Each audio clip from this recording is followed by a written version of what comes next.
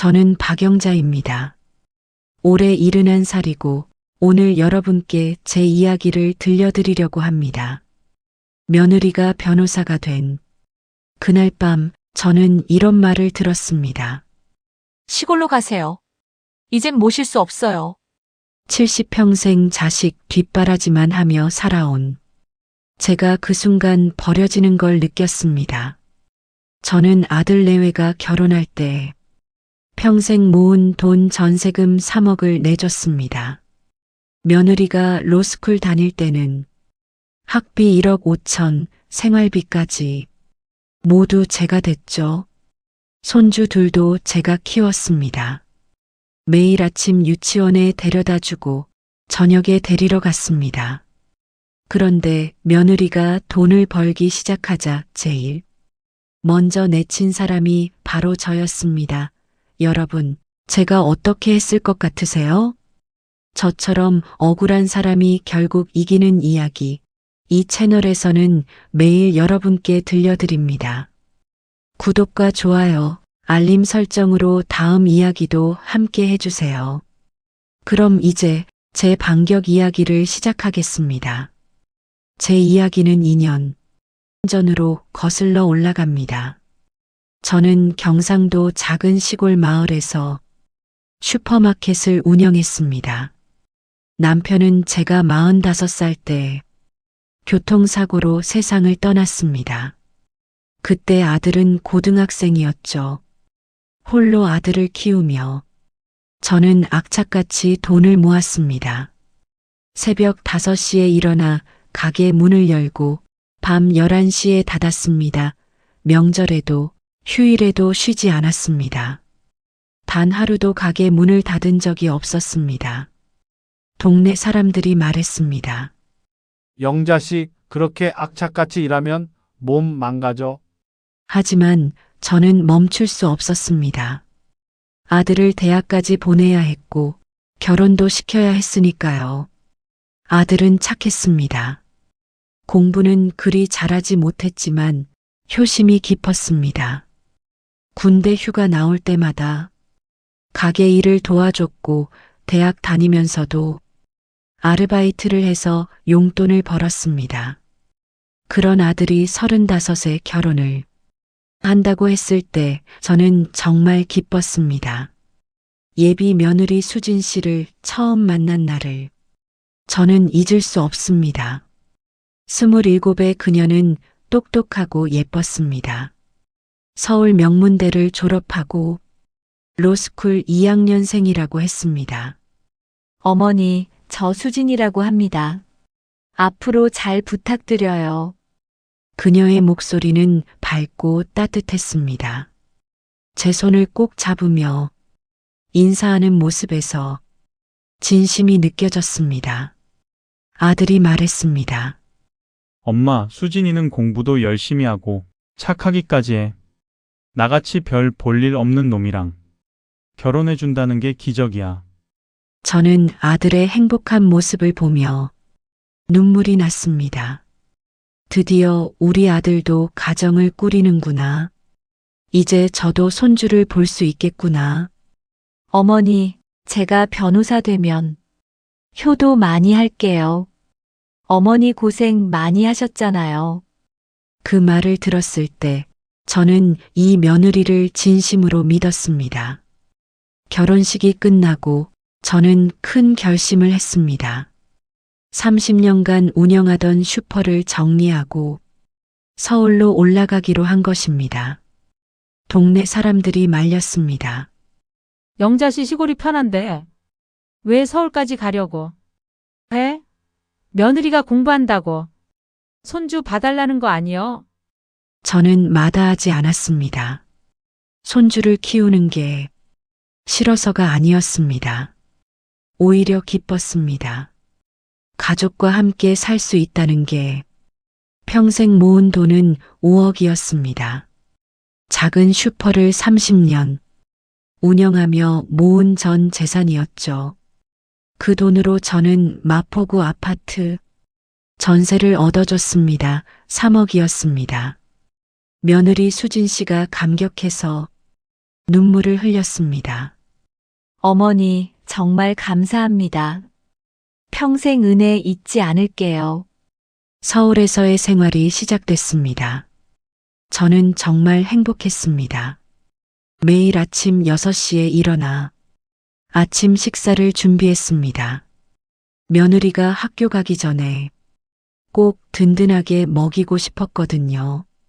아들은 회사에 출근하고 며느리는 학교에 가면 저는 집안일을 하고 장을 봤습니다. 손주들이 태어난 뒤에는 더 바빴습니다.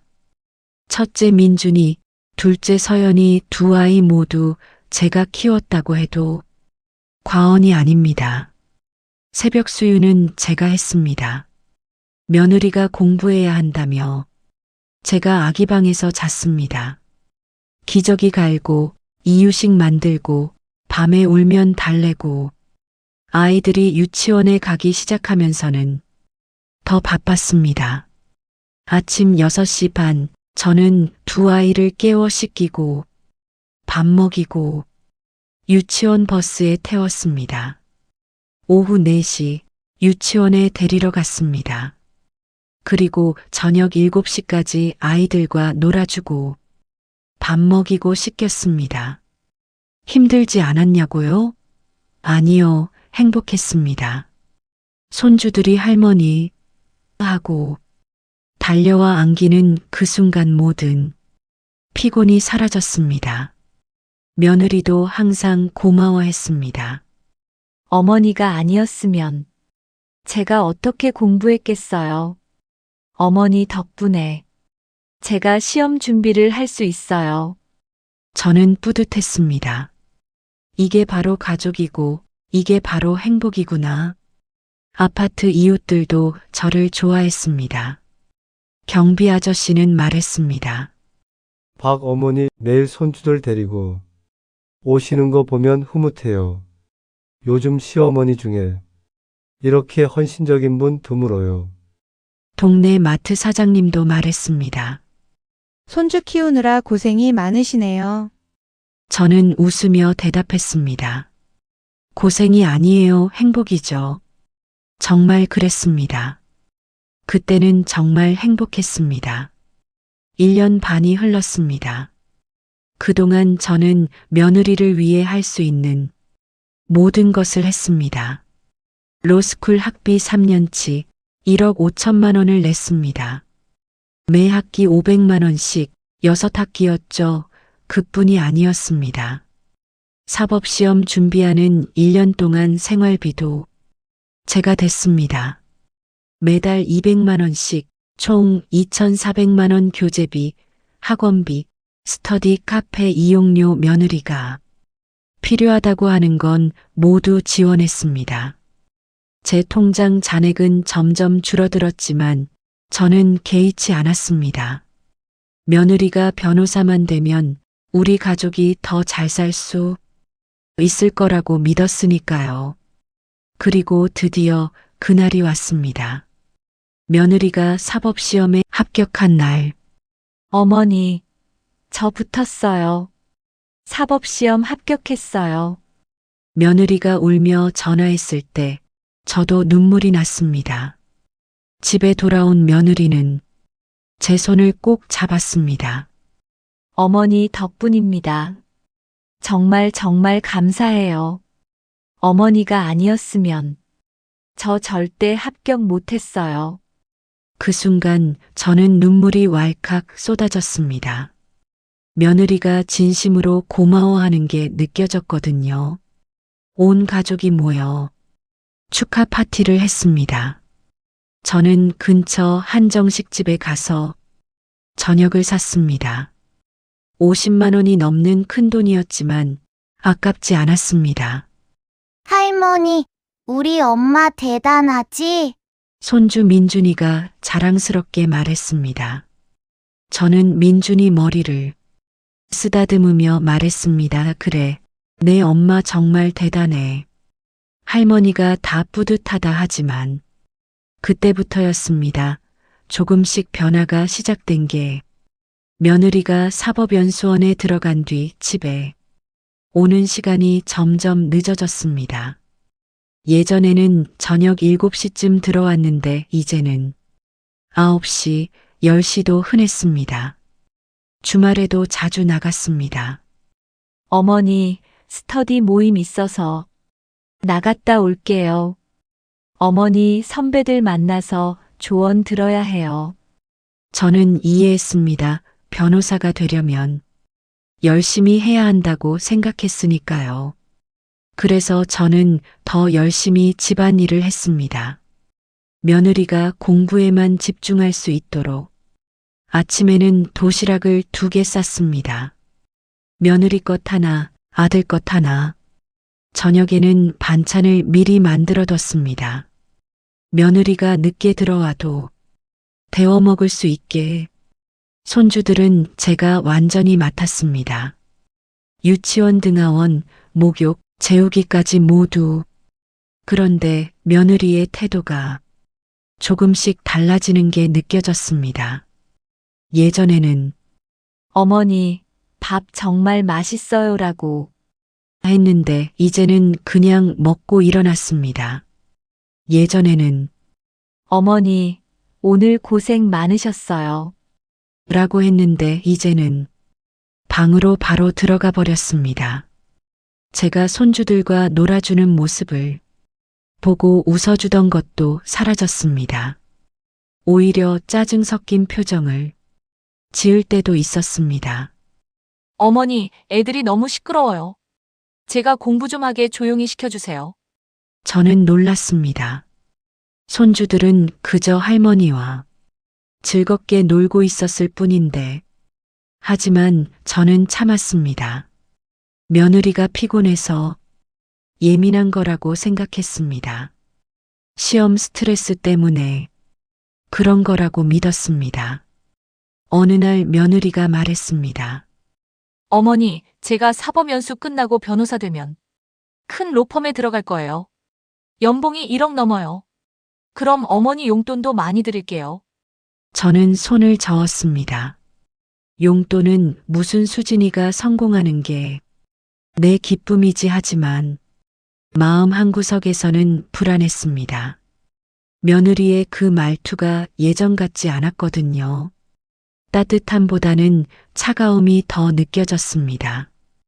혹시 제가 짐이 되는 건 아닐까? 혹시 며느리가 저를 부담스러워하는 건 아닐까?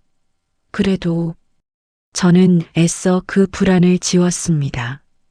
설마 그럴 리가 없다고. 제가 이렇게 많이 해줬는데 설마 하지만 제 불안은 현실이 되고 있었습니다. 다만 저는 그걸 인정하고 싶지 않았을 뿐이죠. 소장을 제출한 지 2주가 지났습니다. 법원으로부터 첫 번째 변론 기일이 잡혔다는 통지를 받았습니다. 그 사이 며느리 측에서도 변호사를 선임했습니다. 대형 로펌 소속 변호사였습니다. 첫 번째 변론 날 저는 떨리는 마음으로 법원에 갔습니다. 서울 가정법원. 처음 가보는 곳이었습니다. 법정 앞 복도에서 며느리와 아들을 마주쳤습니다. 며느리는 말끔한 정장을 입고 있었습니다. 변호사 배지를 달고 있는 모습이 낯설었습니다. 아들은 저를 보고 고개를 숙였습니다. 며느리는 저를 째려봤습니다. 법정에 들어갔습니다. 판사님이 들어오셨습니다. 중년의 남자 판사님이었습니다. 첫 변론이 시작됐습니다. 저희 변호사님이 먼저 말씀하셨습니다. 원고는 피고들에게 총 5억 원을 증여했습니다. 전세금 3억, 학비 1억 5천, 생활비 2,400만 원입니다. 그러나 피고들은 원고를 시골로 내쫓고 연락도 차단하는 배은망덕한 행위를 했습니다. 이는 민법 556조의 증여, 취소 사유에 해당합니다. 며느리 측 변호사가 반박했습니다. 원고의 주장은 과장되어 있습니다. 피고들은 원고에게 매달 생활비를 송금했고 연락도 정기적으로 했습니다. 단지 원고께서 편하게 지내시라고 시골로 모신 것뿐입니다. 피고, 원고께서 손주들을 3년간 양육하신 것이 사실입니까? 네, 사실입니다. 그리고 원고께 시골로 가시라고 말씀하신 것도 사실입니까? 며느리가 잠시 망설이다가 대답했습니다. 네, 하지만 어머니가 편하게 지내시라는 뜻이었습니다. 그런데 여기 문자 내역을 보니 어머니가 안 계셔도 돼요라고 쓰여 있는데요. 며느리가 말문이 막혔습니다. 저는 그 순간을 잊을 수 없습니다. 판사님이 며느리를 날카롭게 바라보는 모습, 며느리가 당황해서 어쩔 줄 모르는 모습, 첫 번째 변론은 저희에게 유리하게 끝났습니다. 법정을 나오며 며느리가 저에게 다가왔습니다. 어머니, 제발이요. 소송 취하해 주세요. 제가 잘못했어요.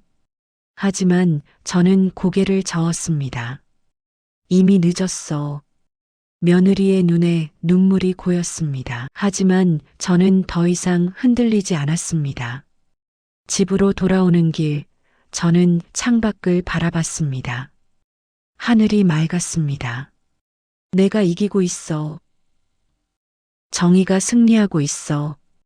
그날 밤 순례에게 전화했습니다. 어떻게 됐어? 잘 됐어. 판사님이 우리 편인 것 같아. 그럼 됐다. 끝까지가 영자야. 넌 잘못한 게 없어. 친구의 응원에 저는 힘이 났습니다.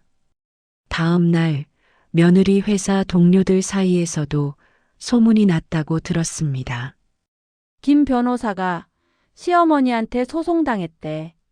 며느리의 평판이 떨어지기 시작했습니다.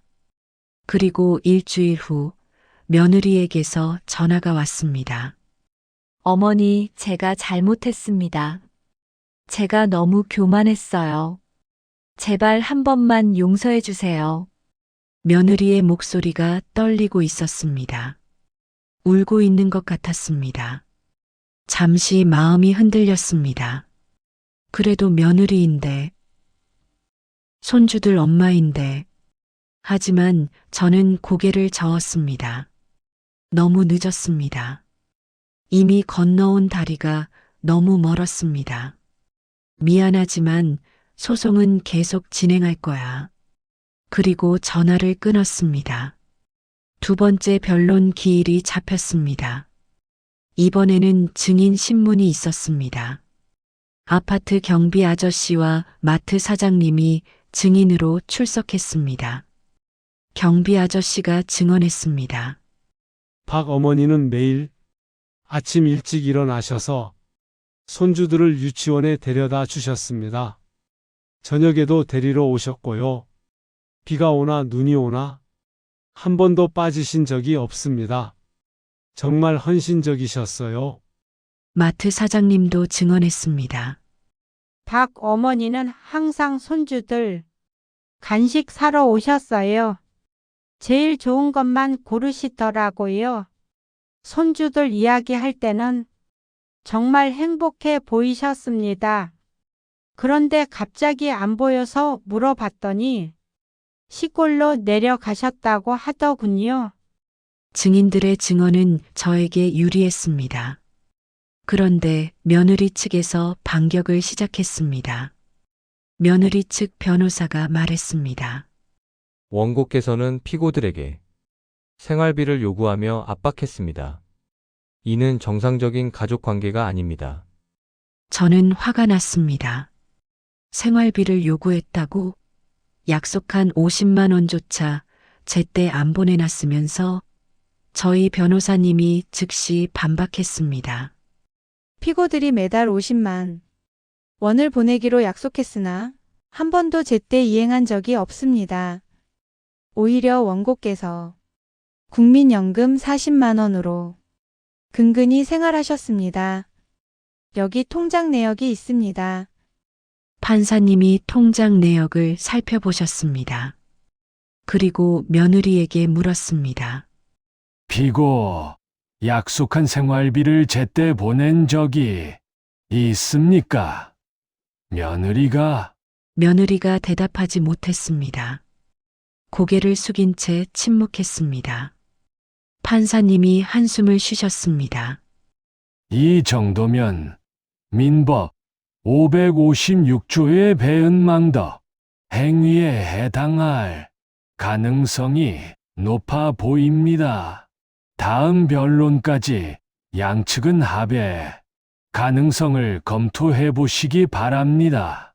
두 번째 변론도 저희에게 유리하게 끝났습니다.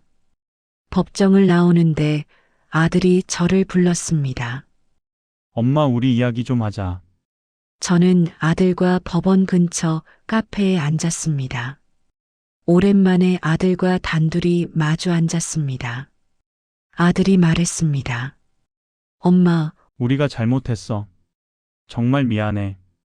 근데 이제 그만하면 안 될까? 우리도 대출 갚아야 하고. 5억은 너무 커. 저는 아들을 바라봤습니다. 내가 낳고 키운 아들. 그 아들이 지금 제게 5억이 너무 크다고 말하고 있었습니다. 민수야, 그 5억이 내 평생이야. 30년 동안 하루도 쉬지 않고 일해서 모은 돈이야. 알아. 엄마, 근데 알면서 왜 그랬어? 왜 날 버렸어? 손주들도 못 보게 하고 생활비도 제때 안 보내고. 제 목소리가 떨렸습니다. 엄마, 수진이가 스트레스를 많이 받았어. 나도 어쩔 수 없었어. 어쩔 수 없었다고? 넌 내 아들이야. 그런데 며느리 편만 들었잖아. 저는 일어섰습니다. 엄마, 법정에서 보자. 더 이상 할 말 없어. 저는 카페를 나왔습니다. 뒤돌아보지 않았습니다. 집으로 돌아오는 길 눈물이 났습니다. 하지만 후회는 없었습니다. 내가 옳은 일을 하고 있어. 정의를 찾는 거야. 그날 밤 며느리에게서 문자가 왔습니다. 어머니, 2억 드릴게요. 그러니까 소송 취하해 주세요. 2억. 5억의 절반도 안 되는 돈. 저는 답장을 보냈습니다. 5억 전부. 아니면 법정에서 보자. 며느리에게서 더 이상 연락이 오지 않았습니다. 세 번째 변론 기일이 잡혔습니다. 이번이 마지막 변론이었습니다. 판사님이 최종적으로 물었습니다. 양측 모두 합의 의사가 없습니까? 며느리 측 변호사가 말했습니다. 피고 측에서 3억을 제시합니다. 3억? 처음 준 전세금만큼. 하지만 저는 고개를 저었습니다. 저희 변호사님이 말씀하셨습니다. 원고는 합의할 의사가 없습니다. 5억 전액을 청구합니다. 알겠습니다. 그럼 선고 기일을 잡겠습니다. 2주 후입니다. 드디어 판결을 받을 날이 다가왔습니다. 2주 동안 저는 긴장했습니다. 잠도 잘 오지 않았습니다. 과연 이길 수 있을까? 하지만 변호사님은 자신 있다고 했습니다. 할머니, 충분히 이길 수 있어요. 증거가 확실합니다. 드디어 선고일이 왔습니다. 6개월이 더 지났습니다. 며느리가 사법연수를 마치고 대형 로펌에 취직했습니다. 법무법인 정의라는 곳이었습니다. 초봉이 1억 2천만 원이라고 했습니다. 저는 진심으로 기뻤습니다. 온 가족이 축하 저녁을 먹으러 갔습니다. 이번에도 제가 샀습니다. 70만 원짜리 코스 요리였습니다. 하지만 식사 중에도 며느리의 태도는 차가웠습니다. 예전처럼 저에게 말을 많이 걸지 않았습니다. 손주들과도 많이 놀아주지 않았습니다.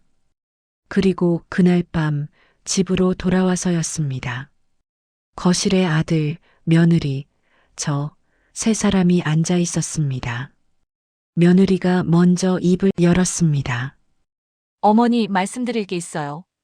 그 말투가 심상치 않았습니다. 제 가슴이 철렁했습니다. 어머니, 이제 저희가 돈을 벌게 됐잖아요. 그러니까 어머니는 시골로 내려가시는 게 어떨까요? 저는 처음에 잘못 들은 줄 알았습니다. 뭐라고? 시골로 내려가세요. 이제 저희가 여유가 생겼으니까 어머니도 편하게 지내시면 좋잖아요. 저는 당황해서 말했습니다. 그래도 내가 애들은 봐야지. 민준이랑 서연이. 애들은 이제 학원 다니면서 돌봄 선생님이 데리러 가요. 어머니가 안 계셔도 돼요. 그 순간 제 심장이 멎는 것 같았습니다. 귀가 멍해지고 눈앞이 캄캄해졌습니다. 그래도 내가 밥은 해야지. 반찬도 챙기고. 제 목소리가 떨렸습니다. 저희는 이제 외식 많이 할 거예요. 그리고 솔직히 말씀드리면 어머니 음식은 너무 짜요. 건강에 안 좋아요. 애들한테도 좋지 않고요. 저는 할 말을 잃었습니다. 3년 동안 정성껏 해온 밥이 너무 짜다니. 그동안 한 번도 그런 말 없었으면서 아들을 봤습니다. 우리 아들이 뭐라고 말해줄 거라고 기대했습니다. 하지만 아들은 고개를 숙이고 있었습니다. 민수야. 제가 아들을 불렀습니다. 엄마, 수진이 말이 맞는 것 같아. 이제 우리가 여유가 생겼으니까 엄마도 편하게 지내셔. 시골집도 있잖아. 그 순간 저는 믿을 수가 없었습니다. 제가 키운 아들이, 제가 평생 모든 걸 바친 아들이 이렇게 말하다니. 근데 전세금은, 그건 내 돈인데. 제 목소리가 떨렸습니다. 그건 저희가 갚을게요. 매달 50만 원씩 드리면 되죠? 그러니까 어머니는 시골로 내려가세요. 50만 원. 3억에 대한 대가가 매달 50만 원. 저는 어지러웠습니다. 숨이 막혔습니다. 너희가 지금 말이 제대로 나오지 않았습니다. 어머니, 저희도 이제 독립적으로 살고 싶어요. 어머니가 계속 계시면 솔직히 불편해요. 애들 교육도 저희 방식대로 하고 싶고요. 제가 불편하다고 5억을 주고 3년을 바쳤는데 이제 불편하니까 나가라고. 저는 그날 밤 한숨도 잘 수 없었습니다. 방에 누워 천장만 바라봤습니다. 눈물이 흘렀습니다. 억울했습니다. 배신감이 몰려왔습니다. 아침이 밝았지만 저는 일어날 수가 없었습니다. 식욕도 없었습니다. 며느리는 평소처럼 출근했습니다. 마치 어젯밤 일이 아무것도 아닌 것처럼. 아들이 방으로 들어왔습니다. 엄마, 미안해. 근데 수진이가 스트레스를 많이 받아, 이해해줘. 며느리의 스트레스를 이해하라고. 그럼 제 마음은요? 제 상처는요? 제가 바친 5억과 3년은요? 아들은 더 이상 아무 말도 하지 않고 나갔습니다. 저는 그때 깨달았습니다. 제가 더 이상 이 집에 있을 수 없다는 걸. 일주일이 지났습니다. 저는 짐을 쌌습니다. 30년간 모은 물건들, 손주들과의 추억이 담긴 사진들, 트렁크 하나에 다 담을 수 없었지만 최대한 줄였습니다. 손주들과 작별 인사를 할 때 아이들이 울었습니다. 할머니 가지 마. 할머니가 해주는 밥이 제일 맛있어. 민준이가 제 치마를 붙잡고 울었습니다. 서연이도 따라 울었습니다. 저는 두 아이를 꼭 안았습니다. 눈물이 났지만 참았습니다. 아이들 앞에서 울면 안 된다고 생각했습니다. 할머니는 시골에 갈 거야. 민준이랑 서연이 곧 보러 갈게. 하지만 며느리는 아이들을 데리고 방으로 들어가 버렸습니다. 아이들의 울음소리가 문 너머로 들렸습니다. 아들이 저를 시골집까지 데려다 줬습니다. 차 안은 침묵뿐이었습니다. 시골집은 3년 동안 비어 있어서 곰팡이 냄새가 났습니다. 먼지가 쌓여 있었고 정원은 잡초로 뒤덮여 있었습니다. 아들이 짐을 내려놓고 말했습니다. 엄마, 그럼 나 갈게. 생활비는 수진이가 보낼 거야. 그리고 아들은 그냥 가버렸습니다. 뒤도 돌아보지 않고 저는 덩그러니 혼자 남았습니다. 3년 만에 돌아온 집은 낯설었습니다. 모든 게 그대로였지만 제가 사는 곳이 아닌 것 같았습니다. 그날 밤 저는 바닥에 주저앉아 울었습니다. 소리내어 울었습니다. 아무도 없었으니까요. 다음 날부터 저는 집을 청소하기 시작했습니다. 청소라도 해야 정신을 차릴 수 있을 것 같았습니다. 하지만 밤이 되면 외로웠습니다. 손주들 얼굴이 떠올랐습니다. 아들의 얼굴도 며느리의 얼굴도 약속했던 생활비 50만 원은 제때 오지 않았습니다. 첫 달은 15일이나 늦게 왔습니다. 두 번째 달은 20일이나 늦었습니다. 제가 전화를 하면 며느리는 짜증 섞인 목소리로 말했습니다. 어머니, 지금 바빠요. 나중에 보내드릴게요. 하지만 나중은 언제인지 알 수 없었습니다. 저는 국민연금 40만 원으로 근근히 생활했습니다. 예전처럼 슈퍼를 다시 열 기력도 없었습니다. 동네 사람들이 물었습니다. 영자씨 서울에서 뭐 하다 왔어? 며느리한테 잘해줬다며? 저는 대답할 수 없었습니다. 창피했습니다. 며느리한테 쫓겨났다는 걸 어떻게 말하겠습니까? 그냥 시골이 좋아서 왔어요. 거짓말이었습니다. 손주들이 보고 싶어서 서울에 올라가려고 했습니다. 하지만 며느리가 막았습니다. 어머니, 애들 학원 일정이 바빠서 못 봐요.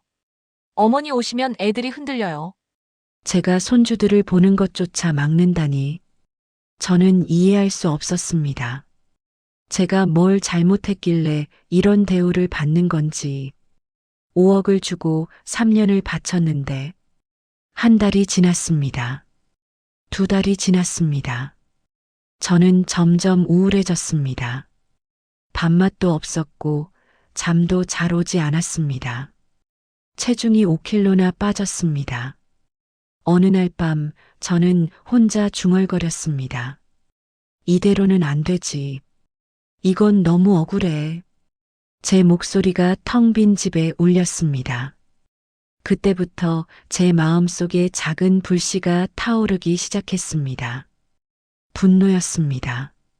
억울함이었습니다. 그리고 복수하고 싶다는 마음이었습니다. 시골로 쫓겨난 지 2개월이 지났습니다. 저는 경로당에 나가기 시작했어요. 집에만 있으면 우울해서 견딜 수가 없었거든요. 경로당에는 비슷한 나이에 어르신들이 모여 계셨습니다. 화투도 치고 이야기도 나누고 그 중에 순례라는 친구가 있었습니다. 저보다 1살 많은 72살이었는데 젊었을 때부터 알고 지내던 사이였습니다. 어느 날 순례가 저에게 물었습니다. 영자야, 너 요즘 안색이 안 좋더라.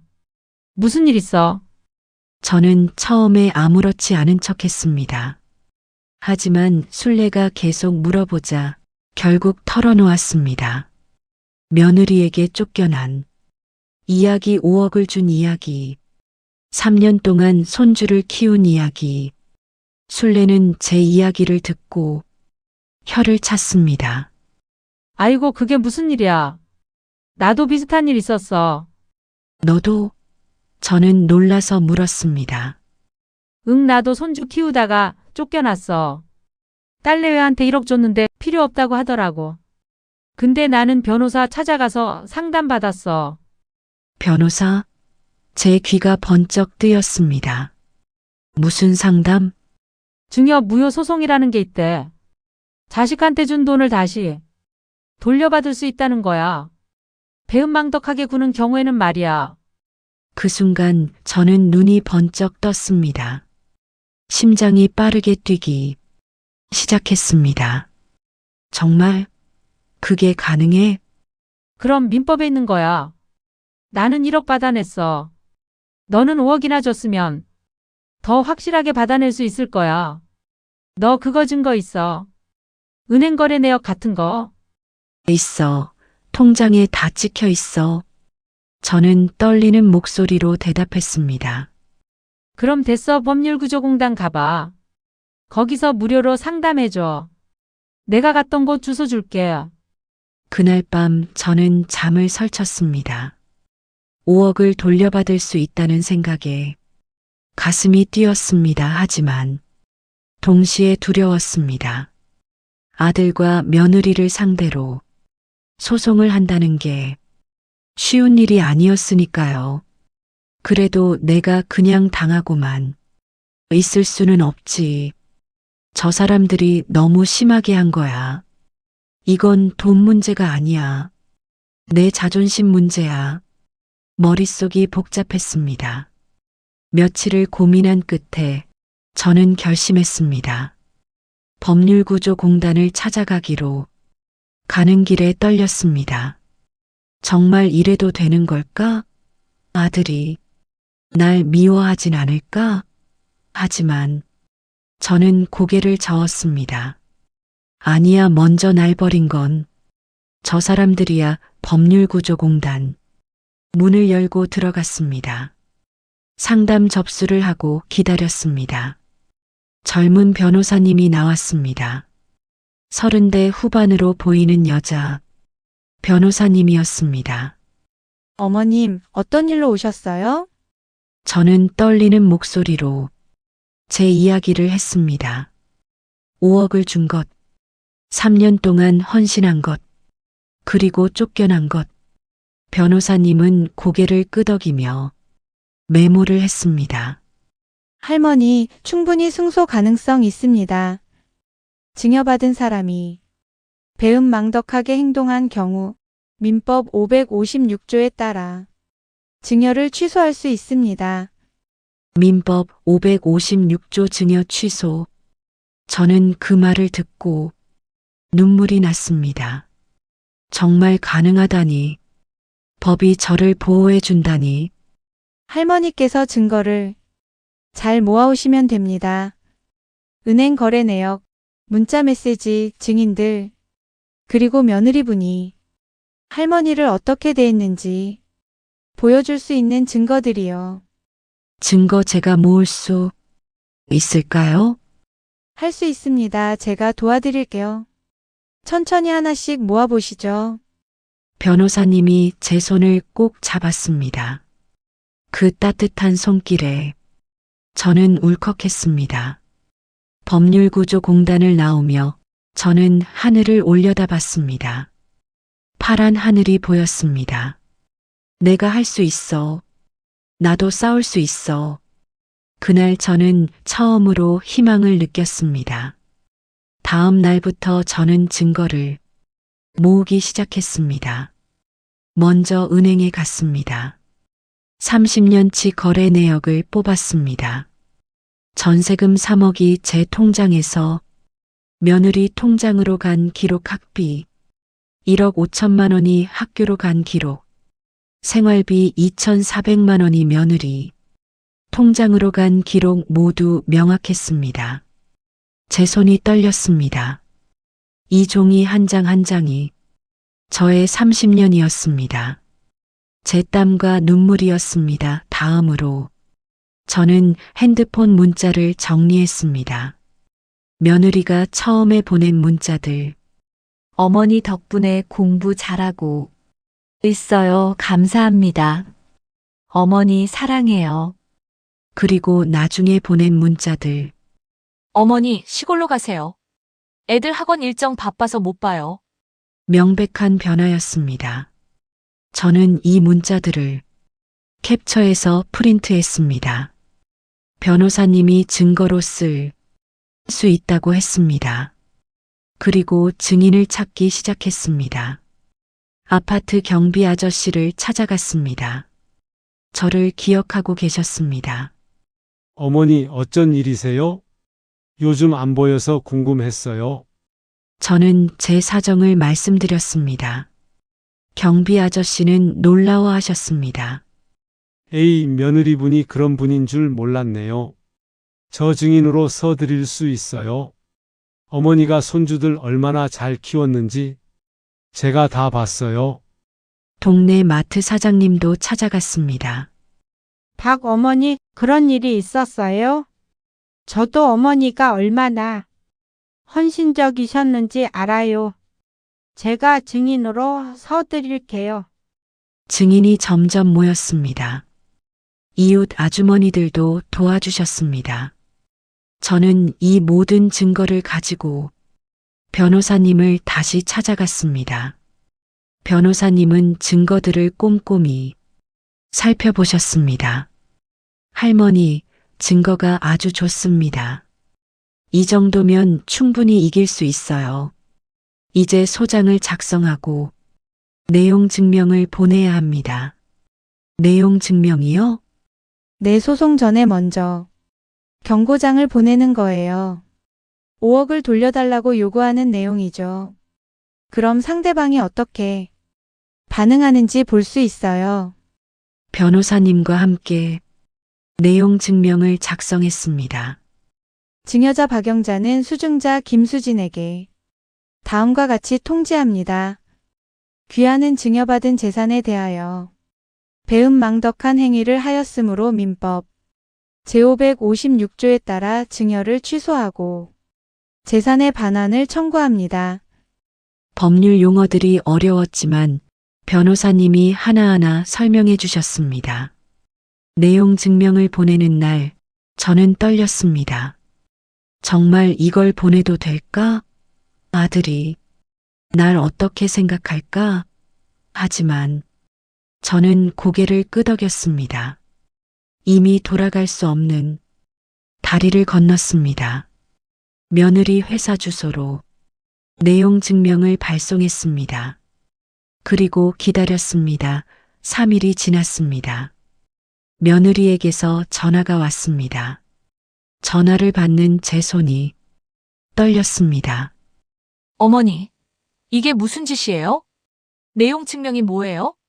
며느리의 목소리는 당황스러워 있었습니다. 하지만 저는 침착하게 말했습니다. 증여 무효 청구야.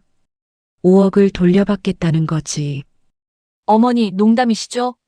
그건 어머니가 자발적으로 주신 거잖아요.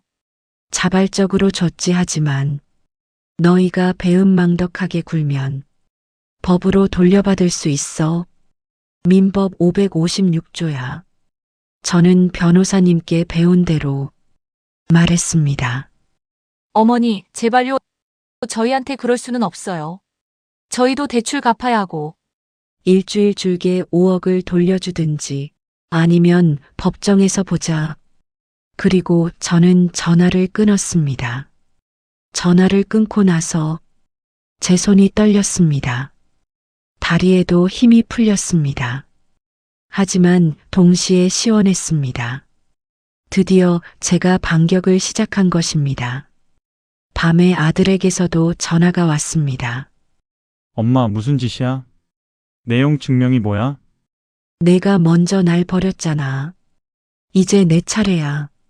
저는 단호하게 말했습니다. 엄마, 우리 가족인데. 이럴 수 있어? 가족? 날 시골로 쫓아낸 게 가족이 하는 짓이야? 5억 주고 3년 바쳤는데 그게 가족이 하는 짓이야? 제 목소리가 떨렸습니다. 분노가 치밀어 올랐습니다. 엄마, 제발. 일주일 그 안에 5억 돌려주면 소송 안 할게. 그리고 저는 전화를 끊었습니다. 일주일이 지났습니다. 하지만 아무런 연락도 없었습니다. 저는 변호사님께 전화했습니다. 소장 제출해 주세요. 드디어 전쟁이 시작됐습니다. 선고일 아침, 저는 일찍 일어났습니다. 떨리는 손으로 옷을 입었습니다.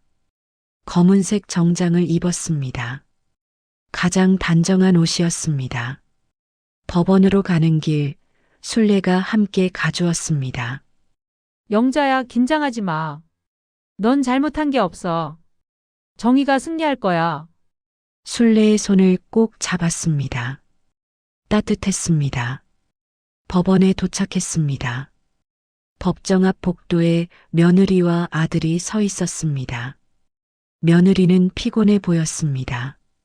눈 밑에 다크서클이 있었습니다. 아들도 많이 야윈 것 같았습니다.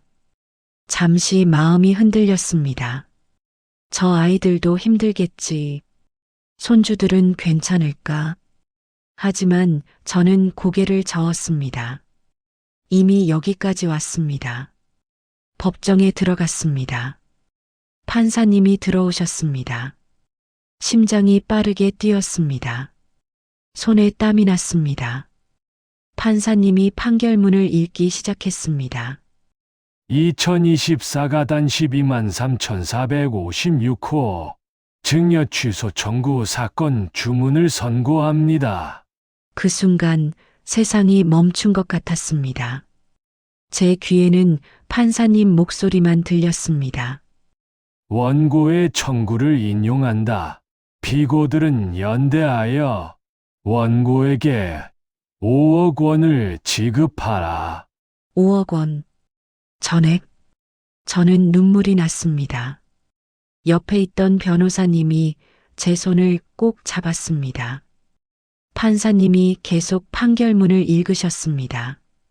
판결 이후 원고는 피고들에게 거주를 위한 전세금, 학비, 생활비 등 총 5억 원을 증여하였고, 이는 은행 거래 내역으로 명확히 입증되었다. 또한 원고는 3년간 피고들의 자녀를 양육하며 헌신하였다. 판사님의 목소리가 법정에 울렸습니다. 그러나 피고들은 원고를 시골로 내쫓고 약속한 생활비조차 제대 이행하지 않았으며 손주들과의 만남도 차단하였다. 이는 민법 제556조가 규정한 배은망덕 행위에 명백히 해당한다. 따라서 원고의 증여 취소 청구를 인용한다. 판사님이 판결문을 내려놓으셨습니다. 그리고 며느리를 바라보며 말씀하셨습니다. 피고는 변호사입니다. 법을 다루는 사람으로서 도리와 인륜을 저버린 것은 매우 유감스럽습니다. 며느리가 고개를 숙였습니다. 어깨가 떨리고 있었습니다. 울고 있는 것 같았습니다. 법정이 끝났습니다. 저는 일어서서 밖으로 나왔습니다. 복도에서 순례가 저를 안아주었습니다. 영자야, 이겼어. 내가 이겼어. 저는 순례의 품에서 울었습니다. 기쁨의 눈물이었습니다. 안도의 눈물이었습니다. 변호사님도 축하해 주셨습니다. 할머니, 정말 수고하셨어요. 정의가 승리했습니다.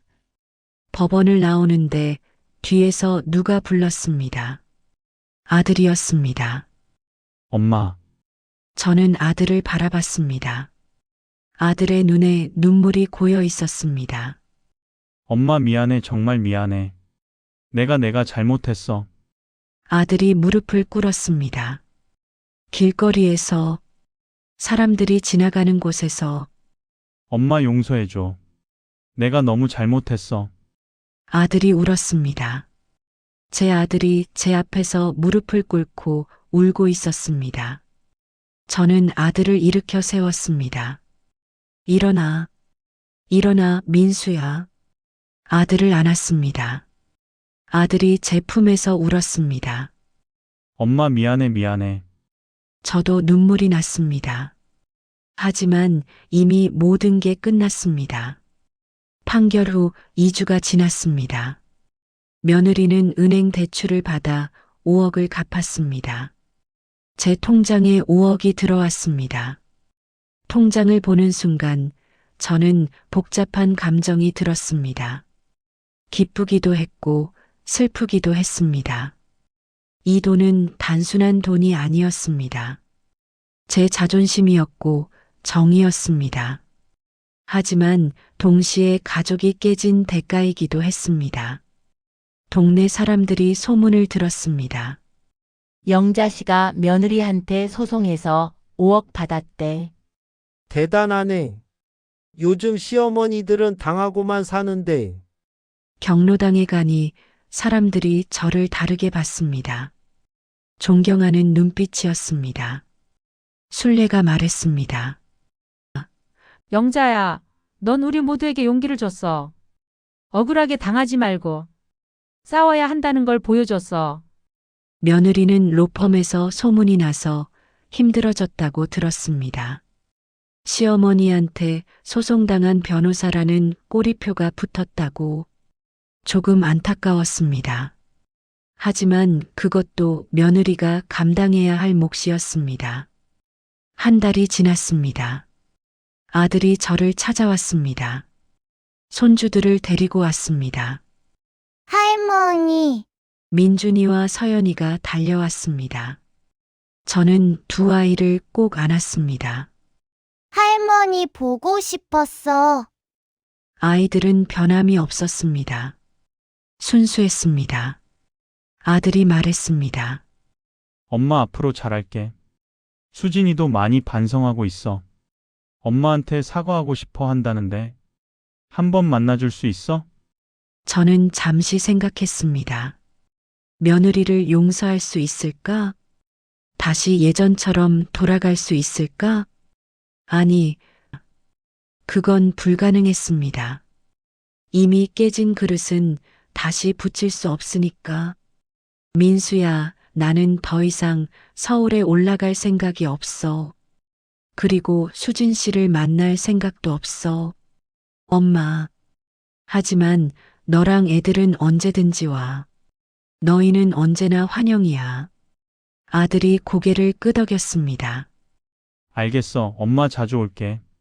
그날 저녁 아들과 손주들과 함께 저녁을 먹었습니다. 시골집 마당에서 고기를 구워 먹었습니다. 손주들이 웃으며 뛰어노는 모습을 보니 마음이 따뜻해졌습니다. 아들이 조용히 말했습니다. 엄마 정말 미안해. 그리고 고마워. 뭐가 고마워? 엄마가 당당하게 싸워줘서. 나도 배웠어. 옳은 일을 위해서는 싸워야 한다는 걸. 저는 아들의 어깨를 두드렸습니다. 이제 알았으면 됐어. 그날 밤 아들과 손주들이 돌아간 후 저는 마당에 앉아 별을 봤습니다. 긴 싸움이었습니다. 힘들었습니다. 하지만 후회는 없었습니다. 3개월이 지났습니다. 저는 5억으로 시골의 작은 게스트하우스를 열었습니다. 영잔의 쉼터라는 이름을 붙였습니다. 혼자 사는 노인들이 편하게 쉴 수 있는 공간을 만들었습니다. 저렴한 가격에 따뜻한 밥을 제공했습니다. 동네 어르신들이 모여들었습니다. 영자 씨, 여기 밥이 제일 맛있어. 영자 씨 덕분에 외롭지 않아? 저는 다시 행복했습니다. 누구에게도 기대지 않고 제 힘으로 살아갈 수 있었습니다. 주말마다 아들과 손주들이 찾아왔습니다. 손주들은 시골을 좋아했습니다. 논두렁을 뛰어다니고 개구리를 잡고 저는 손주들과 노는 게 행복했습니다. 어느 날 저녁 게스트하우스에 손님 한 분이 오셨습니다. 60대 중반의 여성분이었습니다. 그분이 말씀하셨습니다. 사장님, 저도 며느리한테 비슷한 일을 당했어요. 그런데 사장님 이야기를 듣고 용기가 났어요. 저는 그분의 손을 잡았습니다. 할 수 있어요. 억울한 일은 참으면 안 돼요. 그분이 눈물을 흘렸습니다. 고맙습니다. 저도 싸워볼게요. 저는 그분을 위로했습니다. 제 경험이 누군가에게 도움이 된다니 뿌듯했습니다. 저녁 무렵 저는 마당에 나가 노을을 바라봤습니다. 하늘이 붉게 물들고 있었습니다. 힘들고 아픈 시간이었지만 저는 결국 제 자존심을 지켰습니다. 정의는 늦게 왔지만 반드시 왔습니다. 저는 여러분께 말씀드리고 싶습니다. 때로는 싸워야 할 때가 있습니다. 특히 자신의 존엄을 지키기 위해서는 가족이라는 이름으로 모든 걸 참을 필요는 없습니다. 억울한 일은 당당히 맞서 싸워야 합니다. 저는 이제 평온한 나날을 보내고 있습니다. 게스트하우스를 운영하며 손주들을 만나며 동네 어르신들과 이야기를 나누며 제가 싸워서 얻은 것은 5억이 아니었습니다. 제 자존심이었고 제 존엄이었습니다. 그리고 그것은 어떤 돈으로도 살 수 없는 것이었습니다. 저녁 하늘에 별이 떠올랐습니다. 저는 미소를 지었습니다. 이것이 제 이야기입니다. 배신당했지만 결국 이긴 이야기, 자존심을 되찾은 이야기.